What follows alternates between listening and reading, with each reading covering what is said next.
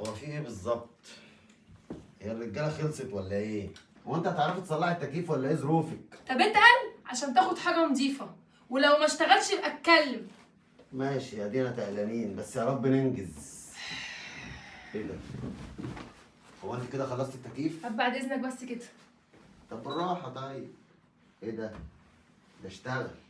ما تقول لنفسك، ما انا عارفه ان هو اشتغل، عشان بس ما تجيش تقولي الشركه ومش الشركه. لا ده انت طلعت جامد. ايه جامد دي؟ ما تلم نفسك، ممكن تحاسبني عشان اتكل على الله واشوف شغلي. طب ما تهدى على نفسك شويه. ممكن تبعد بعد اذنك. اهدي على نفسك، انت كنت ابن خالتي عشان تهدي على نفسك وتتعشم فيا ولا ايه؟ طب ما تتضايقيش، انا كنت بس بحاول الطف الجو. لا ولا تلطف ولا مش تلطف، التكييف بتاعك اشتغل اهو اتلطف، وبعد اذنك بعد كده لما تيجي تكلم الشركه ممكن تقول لهم هاتوا راجل.